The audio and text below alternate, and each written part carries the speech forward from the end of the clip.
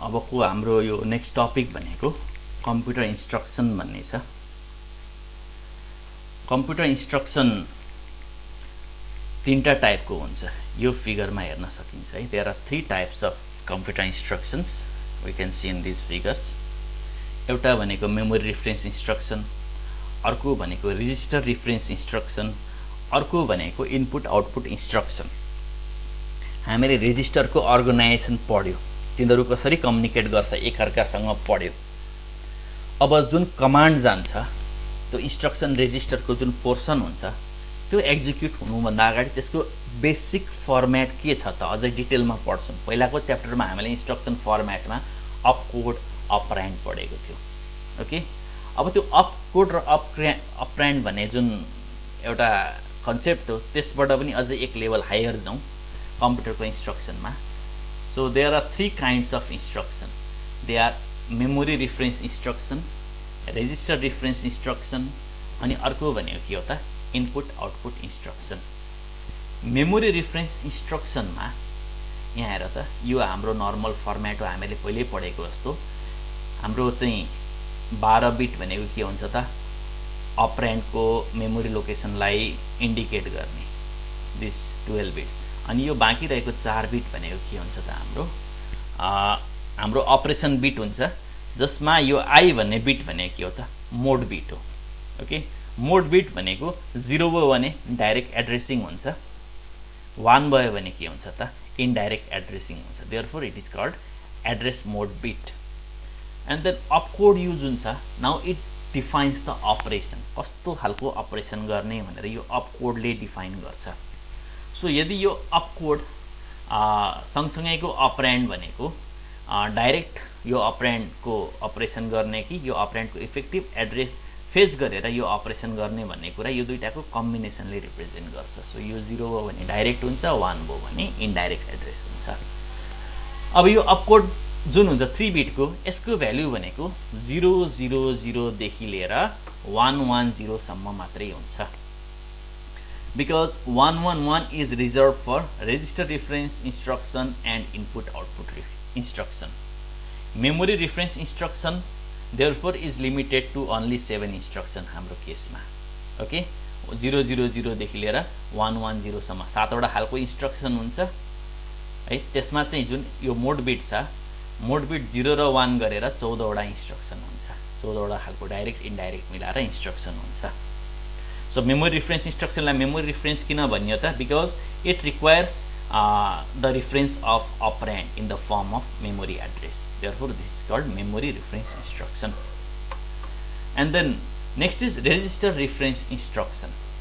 Resistor reference इन्स्ट्रक्सनमा हाम्रो चाहिँ यो जुन बिट छ अपकोड बिट, यो भनेको जहिले पनि 111 हुन्छ। And also for input output instruction also के हुन्छ त 111 हुन्छ। तर रेजिस्टर रिफरेन्स हो कि इनपुट आउटपुट हो भनेर छुट्याउनको लागि यो जुन एड्रेस मोड बिट यहाँ युज भएको छ यो चाहिँ अब एड्रेस मोड बिट हुँदैन। यो केसमा यो 111 भएको बेला यदि यो 0 भयो भने then this instruction represents register reference instruction. यदि यो 1 छ, यो 111 भएको बेला भने this instruction represents the input output instruction. Register reference इन्स्ट्रक्सनमा जुन अपरेन्ड हुन्छ that is the computer register itself, अपरेन्डको एड्रेस चाहिँदैन। ओके, फर इक्जाम्पल एक्युमुलेटरलाई कम्प्लिमेन्ट गर्नु पऱ्यो, एक्युमुलेटरलाई सिफ्ट गर्नु पऱ्यो। ओके, सो यो केसमा चाहिँ we know where the accumulator is है, the computer knows very well. So यसमा चाहिँ मेमोरी त्यो लोकेसन चाहिँदैन अपरेन्ड रेजिस्टरको है। So actually this kind of register reference instruction is used for the test and operation of the accumulator register. Okay, accumulator register लाई कि त test गर्न कि त यसमा कुनै अपरेसन गर्नको लागि रेजिस्टर रिफरेन्स इन्स्ट्रक्सन युज भएको हुन्छ। The next one is input output instruction. Input output instruction भनेको यो 1 यो 3टा 1 भयो भने इनपुट आउटपुट इन्स्ट्रक्सन हुन्छ। It is use for IO operation और कुनै पनि आइओमा टेस्ट पर्फर्म गर्नको लागि we use input output instruction। र बाँकी रहेको यो जुन 12 बिट छ यो 12 बिटले के सिग्निफाई गर्छ त यो केसमा, यो माथि रेजिस्टर रिफरेन्स इन्स्ट्रक्सनको केसमा यो 12 बिटले के सिग्निफाई गर्छ त कस्तो खालको रेजिस्टर रिफरेन्स इन्स्ट्रक्सनलाई एक्जिक्युट गर्ने त्यो कुरालाई सिग्निफाई गर्छ। यो तलको 12 बिटले कस्तो खालको आयो बिटलाई कस्तो खालको आयो अपरेसनलाई चाहिँ क्यारी आउट गर्ने त्यो कुरालाई स्पेसिफाई गर्छ दिस 12 बिट्स। ओके, सो पहिलाको च्याप्टरमा यसो हेर्दाखेरि चाहिँ जम्मा 4 बिट रहेछ अपरेसनको लागि। हाम्रो बेसिक कम्प्युटरमा चाहिँ जम्मा 16 वटा मात्रै अपरेसन पोसिबल रहेछ जस्तो लाग्थ्यो भने त्योभन्दा बढी पनि पोसिबल हुने रहेछ because of this format. So in fact हाम्रो यो जुन बेसिक कम्प्युटर हामीले डिजाइन गरिरहेको छ यसमा हाम्रो के छ त 25 वटा इन्स्ट्रक्सन छ। ओके, सो यहाँको 111 ले मात्रै यसलाई 8 वटामा चाहिँ लिमिट गर्दैन अब।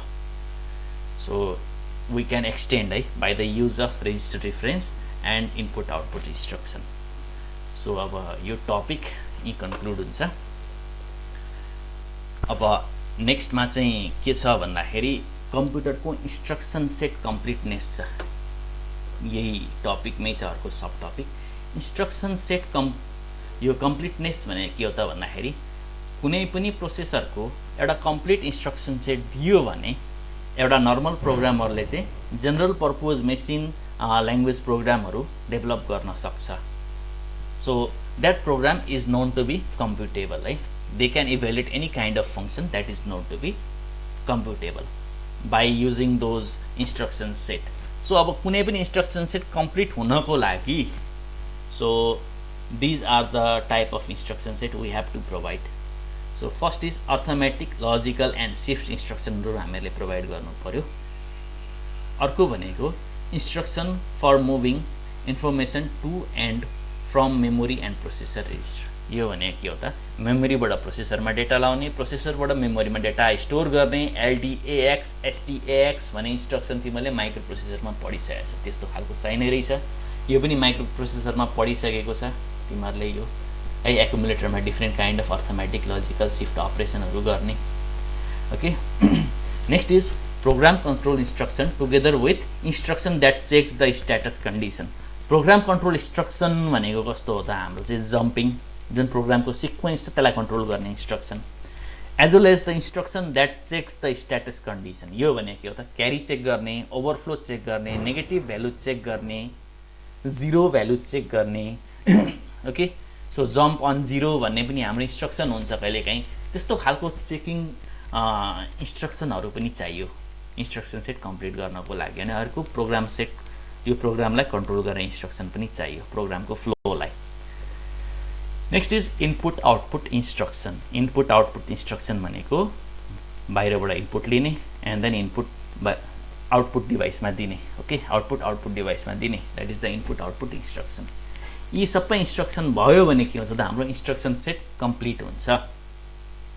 र जति पनि मैले इन्स्ट्रक्सन डिफाइन गरेको छु एक एक लाइनमा यति डेफिनेसन भन्दा पनि धेरै एक्सटेन्ड हुने म्याक्सिमम चान्स छ यहाँ हेर है, म क्लियरली भनिरहेको छु। Arithmetic, logic and shift instruction केका लागि युज हुन्छ। फर इक्जाम्पल यी कस्ता कस्ता हुन्छन् र यसको एक्जाम्पल।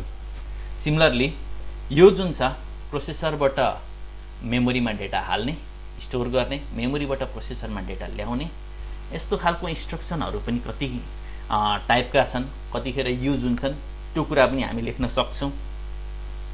नेक्स्ट, अब यो प्रोग्रामलाई कन्ट्रोल गर्ने अनि अर्को यो स्ट्याटसहरूलाई चेक गर्ने यस्ता खालका इन्स्ट्रक्सन कतिखेर युज हुन्छन् र हामीहरूलाई चाहिँ किन चाहिन्छन् भन्ने कुरा पनि हामी लेख्न सक्छौँ विथ एक्जाम्पल।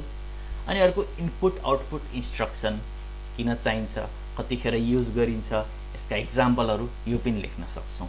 यी सबै कुरालाई वी क्यान इलाबोरेट है। The more detail is provided in your book. पढ्दाखेरि सरर सजिलैसँग बुझिन्छ। ओके, सो अलिकति धेरै यसमा चाहिँ तिमीहरूलाई कन्टेन्टहरू चाहियो भने you can see at book है, मोरिस म्यानुको किताब छ त्यसमा हेर्दा हुन्छ। ल